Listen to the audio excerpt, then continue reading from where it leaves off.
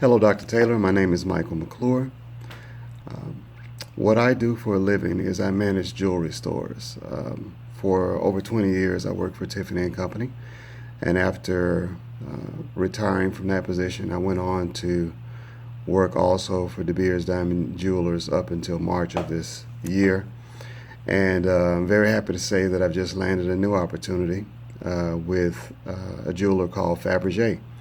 Fabergé is famously known for their ornate eggs, not only mantle type eggs, which actually there is one on display right now at the Museum of Natural Science here in Houston by a private collector that is worth over $20 million.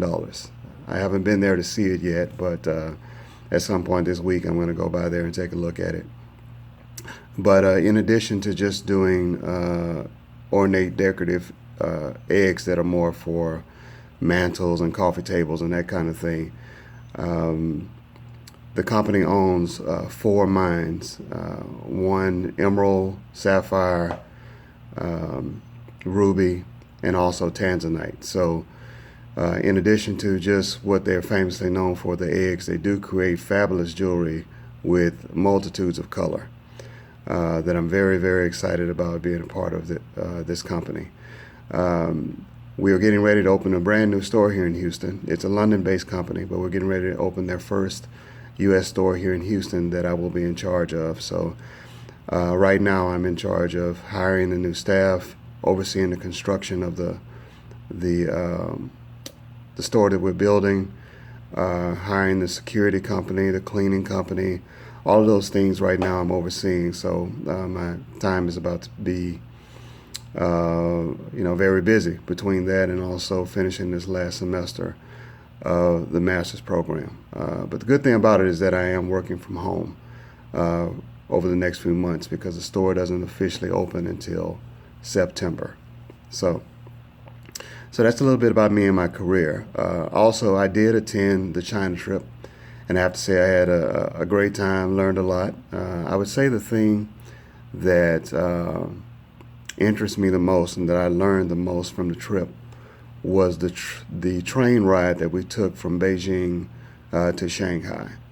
Because I always wondered prior to going to China, how could 1.5 billion people pretty much live there, with such a large population. And I think that train ride put things into perspective for me more than anyone could ever tell me, because I saw the vast amount of land and the environment in which they live in terms of the high-rise buildings. There were so many of them that I could hardly count them.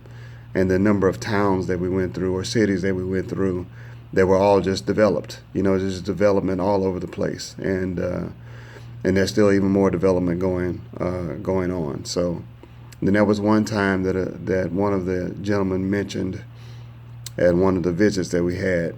He said, we don't just do one or two high-rise buildings at a time. We do 20 at a time in China. Because that's what we have to do to keep up with the pace of the growth.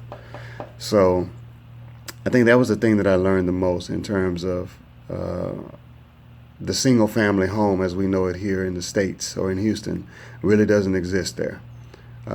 It's just an entirely different way of living and different way of life. So it was great to be exposed to that and to that culture. So I think that's what I learned the most about it. But outside of that, I'm really looking forward to working with my team this last semester and graduating in August. I have a 22-year-old daughter that is also graduating in August too with her bachelor's degree. She'll walk in December, I'll walk in December. So that's kind of exciting for us to be going through that at the same time. But other than that, I think I really made a great connection with a lot of my classmates on the trip, and hopefully this will turn into some long-lasting relationships from us all. But thank you, and I'm looking forward to finishing the course. Thank you.